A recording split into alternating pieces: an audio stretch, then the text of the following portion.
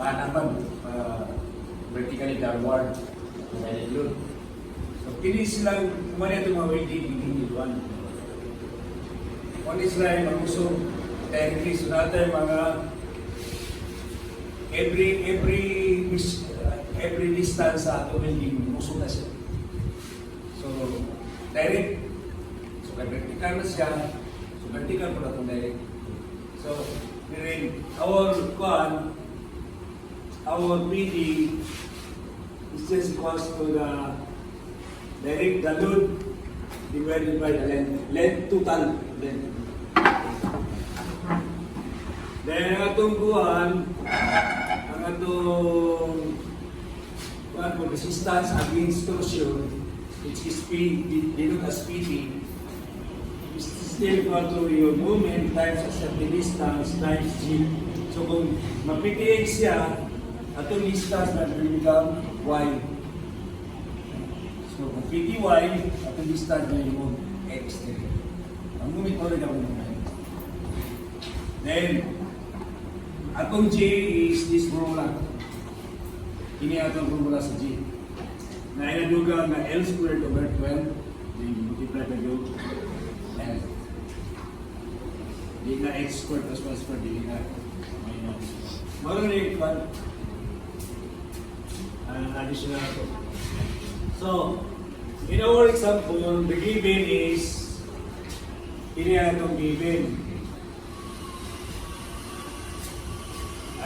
Itong given, kailangan rin na wala paniwan. So, ang given,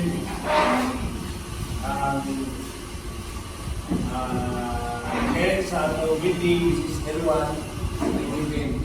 Then, asa sa natika, sa posisyon niya. In this case, atong posisyon is horizontal. Then, ato na yung distance atong load, given ka po yung given. So, mana yung one, given ato. Then, we are using electrode na 60 by XX. 60 by XX. Masapto na mo dito on this letter. So, first thing to do, ang una itong wakong yun is to determine the syndrome. So, meaning wala ka siya. All of the syndrome niya. So, siyempre, kung magpatag syndrome gravity, ganito ito na balik yung steering, so mag-establish tao, reference line. So, in this case, ang reference line kini. Reference Y, reference X. So, meaning sige, ibase na ito ng distance yung gigan sa isang so, wala na ako mga length. Length 1 kini, which is 100 meter. Length 2 is ini 150 meter. Ini length ng meters. So, yung length total is 150 meter. So, using the variable steering, LP or the length total times the X bar, so ini is equal to, so meaning to say, I will use my reference y-axis to my X bar. So, ini na yun, length 1 which is 100 ini, yung exit to is 100 naman na remita, which is 50. So that's why, ikan diri sa itong y-axis is 50 plus 50. So mga 50 plus 50 na ganito. Plus, kinira yun. Equivalent to 150 times kanay yung simple nila which is 25. Ikan sa itong one. So, 155. So, 155 is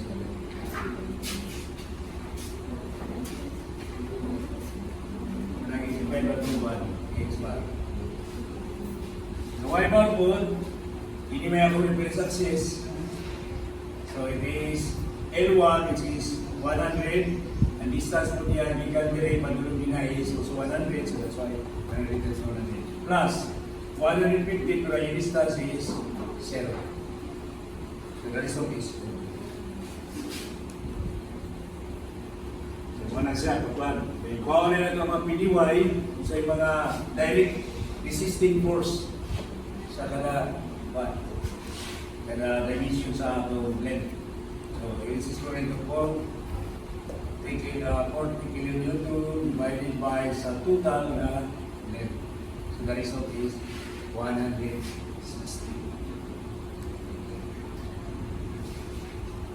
Okay, now solving the moment, ang moment po na to is tungod aling kilo na to. Ayan po sa moment. So, ayan, kumuha niya ito doon. No? Na PO. Tiglo, PO na niya. So, si LRT na ta, LRT dito. Gamitan na siya. Wala na yung resource sa gamitan ng itong factor sa itong ruling. So, 40 kilo nito. So, this is the load. This is our centroid. So, ang tendency, derivan sa nito yung sa center of gravity. So, it is clockwise direction. And the moment is equal to 40 times this distance. So, we have 40 times this distance, which is 250 minus 85. Okay, 150 man eh, minus 85. Okay, so mana yung distance or the simplicity of. So the result is this one, 6,600. This is kilonewton, this is mm, so it's like kilonewton in or 6.6 kilonewton meter.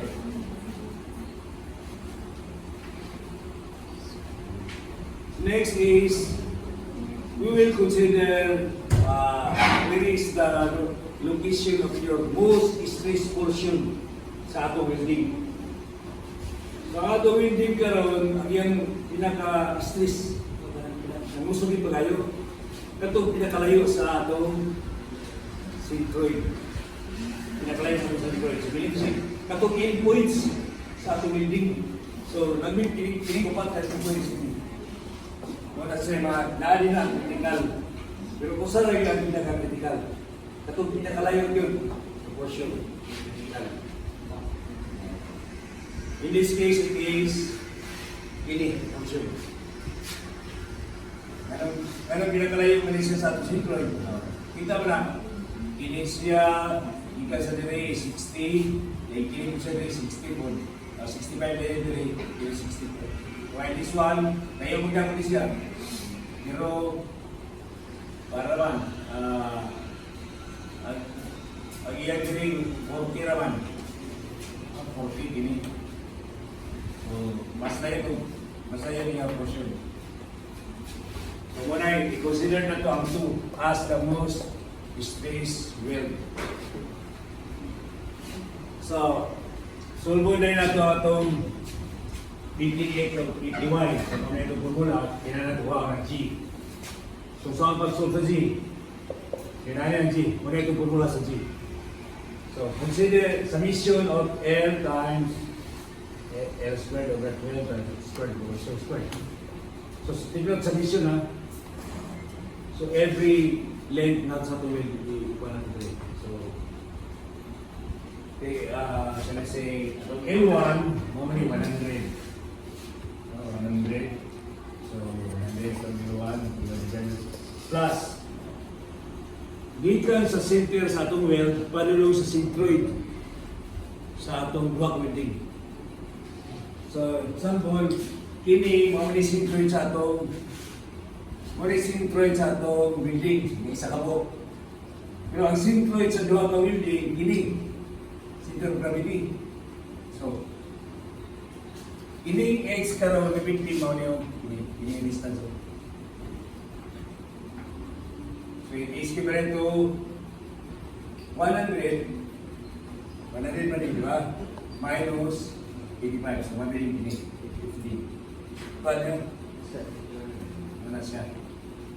So, muna lang itong X squared.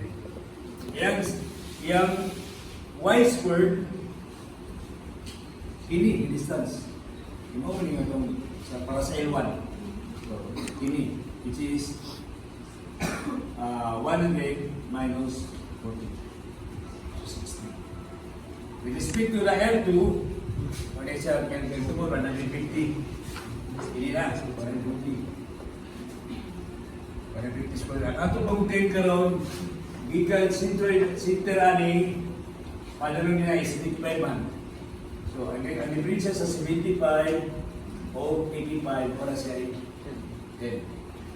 Center to center. Plus y. Ato y, kini. So, mana ito pa sa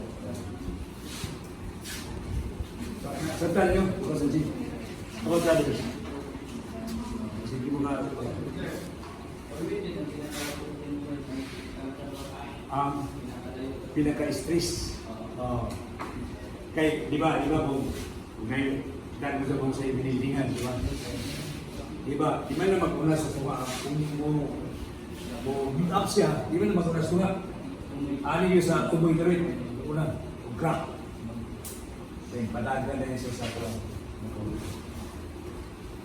Hindi na naman ang lecture sa crack, ito sa pinaka-musok ko lang sugod, so nasa pinaka-tunga. Okay. Sama na lang eh. No? Atong PTY karon is mx over g. Atong moment, atong isog na moment, ini naka 6.6. Intensity to power of 6 to make it Newton in. Ini siya kung ano na yun. Ang 65 karon is now the distance from the centroid of the windings sa doon ka kung sa minute sa gikan diri. Padulong gina, muna yung x. X mo ito y. X lagi, gini, distance. Ay, mao man niya ito ba? Mao man niya ito i-consider nga most stress kaya pinakalayo. So, kini na ka-distance niya. 165, which is equivalent to 150 microns.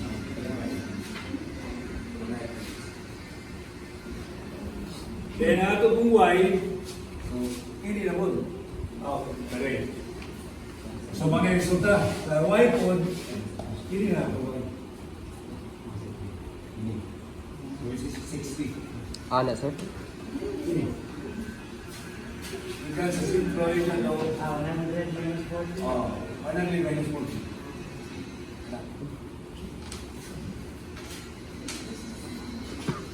Okay.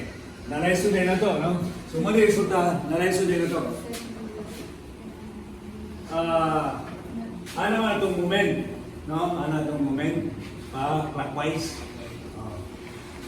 So, kini nga itong PT karon counterclockwise. Kaya mag-usog na siya. Siya pag-is sa itong direction sa itong moment. Siya mag-usog. So, clockwise na itong moment, counterclockwise na itong PT. Kaya mga na siya resisting force. Kini itong PT is always perpendicular sa itong radius gikan sa centroid. Itong line of action sa itong PT. So, kung i-consider na itong kini karon sa kung ano itong one karon na ba, consider sa PT is paana. So, perpendicular, pinito siya 90 degrees. While kini po, itong PT paana. Dili, PT na ito paana. While this one, PT na ito paana. Tapos, counterclockwise siya po. Kini siya maghatag pa rin siya paubos na PTY. No? Ang kini PT na ito, di ba? Kini, maghatag siya paubos na PTY. So, meaning, ang atong PTY ani muupo sa atong PDY. So, mo nang pagkuan, magamay ang sige, magamay ang result. Hindi siya man rin, mauli siya. Ang maghatag lang, mag-add-on ka ng masamap dito mga PTY, kini duha. Pero kini siya kaya mas tuol man ni Sandere. So, kini yun ang critical. Really ang critical portion. Kaya mas layo na siya dahil ang yung PDY o PDY samap. So, mga nang resulta. So, kung mo na itong point 2, na itong point 2 karon, giresolve na ito atong PT, dili na pita. So, natay PTY, padalong sa taas, PTX, padalong anak. No? Then, naputay, PDY na padalong sa taas, ano yung pita, kay kini, sabi, padalong sa taas. So, mag-uban ang PDY at PTY, sumaan sila. So, mamili ito, resultant tayo kini. which is equivalent to this formula. Sultan. Which is equivalent to PTX ini squared plus ini sum up aning squared. No? Kita ko rin dito. So, mo na yung resulta sa atong resulta. So, mo na siya yung usog ng nabita. Resulta.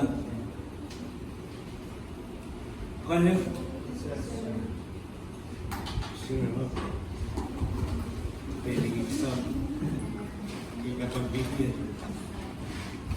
See you again, boss.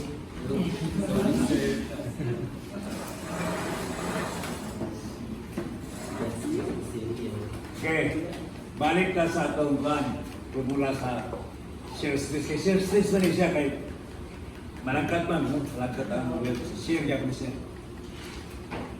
So, mag-gawin na itong shear. Then, muna itong formula. Now, kung talawag ka na ini para sa pwede tap mo sa inyo ni. Kung talawag na ito dili, muna yung resulta, muna niya ba, muna itong cassette play, and muna itong so, ang welding na to is always anong daw, mag-welding ka ng ano na, 45 degrees na siya. Paano ito? Muna yung nagigran. Ikaw na ng junction na para ang iyang weld dili, ang ibang ko dili, kung bigit ko hindi na pareha.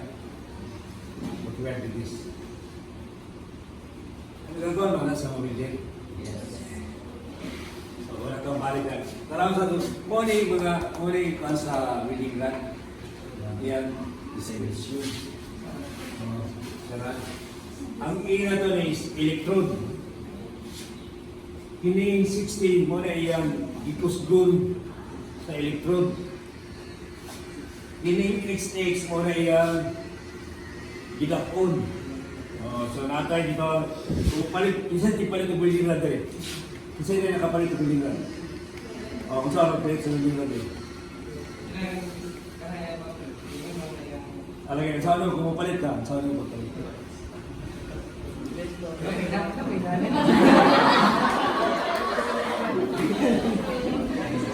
Ibarat sa puso. Ibarat sa puso. So, makikita ninyo sa welding rod na ginagalas. Diba, like 60, 11. Kining 60, mo na iyang straight sa atong welding rod. 60 E is I. Muna 60 is I. Kining XS ka number na siya 1, 1, hindi siya 11. 60, 11. Meaning na gamay, nag-describe na sa iyang diameter. So, mas gamay ang 60, 11. So, napunta yung ako 60, 12, 60, 30. Bawin kumun. 60, 11, 60, 12, 60, 30 mo na yung kumun. Kung na po mas kita po pag yung 60, 15. Medyo kambok. Kung kalagalan ng 60, 11, 60, 12, ang gamitin. Sa mga ordinary nga sa kuto pa rin na. Hindi may pinakakumun ng diameter. Saan ang 60 sir? Last one? Dili. Ang ikusgun. Ang 11 yung idakun. Nga naman, dili kita sura, idakun. Pero diameter. Diameter na. Di na 11 yung ibod. It is, I think, 1.1 ano sa iyo. Dito ka sa akin na siya. Dili kayo. Ano na siya? English system na kaya 60 English na. So, gamitin siya.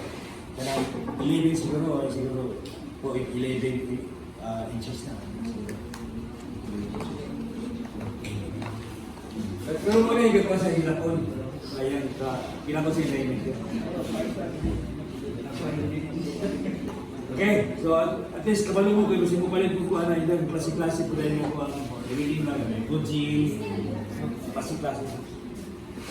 By the way, 16 siya, basta pang metal. Pang metal na ba? Pagkahoy, wala na pagkahoy. Lansak sa lansak. Pero natay pang buwan, natay pang brass, o pag stainless na. Pero natay pagkahoy.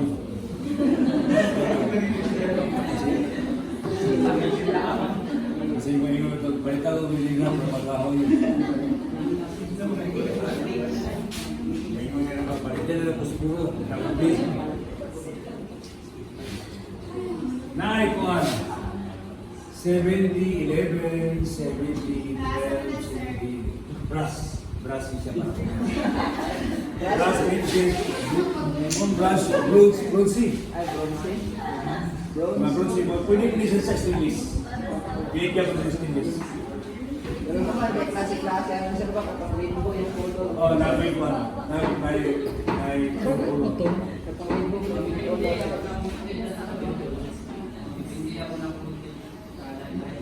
Oh, hindi. Kaya CBT, paano siya? CBT isa yun. Pero para sa mga kung kala pwede mo dapat magamit yung isa sa brand. Magamit mo yung sa scale. Pero mahal mo yung logo. So mo na ikuha sa bayan sa brand. May bayan sa wedding brand. Wedding brand ay kalan na luwan na bayan. Hindi mo wedding pa rin. Wedding brand, Wedding brand, 60 wedding brand, 60-30. Bingo na yan, hindi wala kami deliver na kuhaan sa 60-30, basta pwede kami 70-11. Pwede.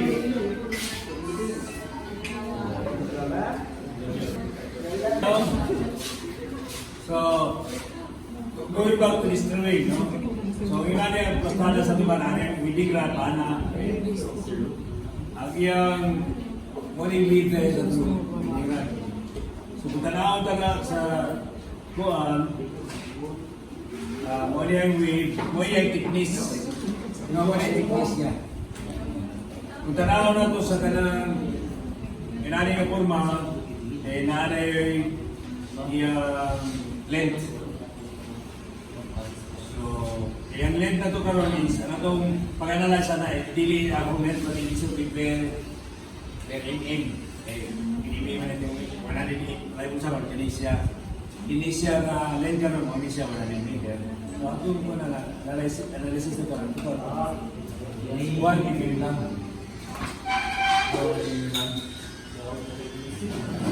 So, going back to this one, portion, mo niya itong width, yan ito po ako kuha din natin, mo niya yung thickness at ito. Mo na yung kuha sa area. So, determine the thickness. The thickness is equal to sine 45 degrees. Sa 45 degrees na natin ba ang unity. So, is equivalent to T over the W. Okay, 90 degrees na ito T.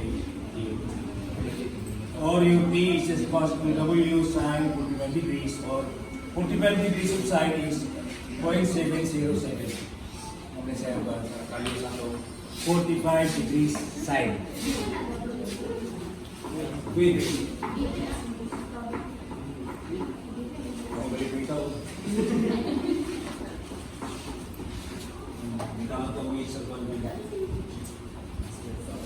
Okay, so inari balik sa itong share formula, share stress na formula mo ni itong direct share stress na formula tingnan.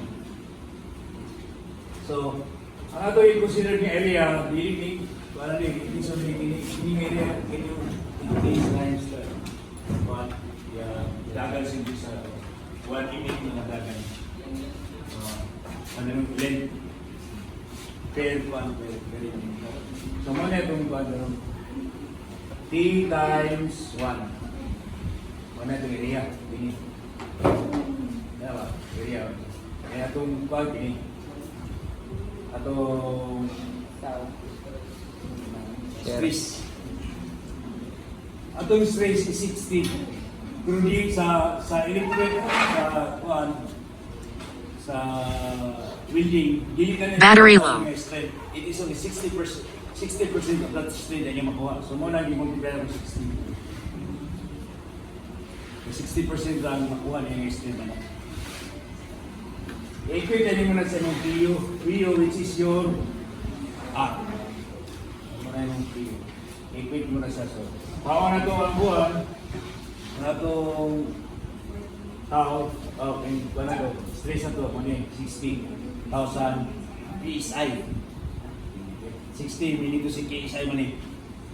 So, multiply na ito, 4.448 ay equivalent sa 1 pound padulong sa Newton. 1 pound is equivalent to 4.448 Newton. And multiply mo na ito ang 1 inch is equivalent to 25.4 mm. Is further na ito. Ano yung resulta? 413.6 gigapascal. So, i-plug in the ring. So, muna siya. Then, take note, the PU naman gihatag. So, LRF data. So, ato pag i-multiply sa factor of safety sa LRFD which is 0.75. Ano na po yung simple na rin. Ang result, 5.38.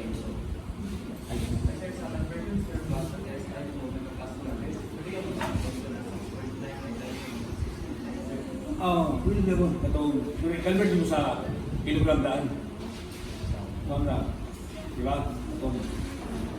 Sa 1 pound, 2.2 pound plus to 1 kilogram. So, kilogram, multiply na po ni mo, 9.81.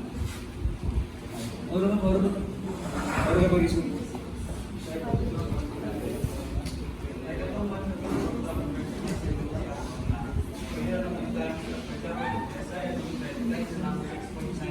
ka po.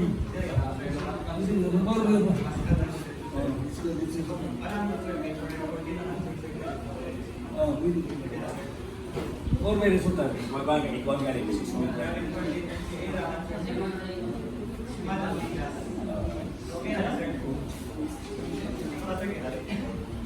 Sige, na may iba mag-memorize sa 6.9. Memorize natin mga naligang pa.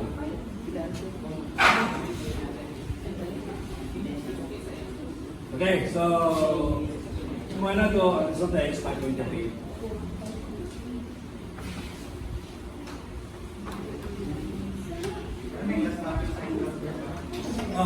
Nahanap pa ng kilogram lang.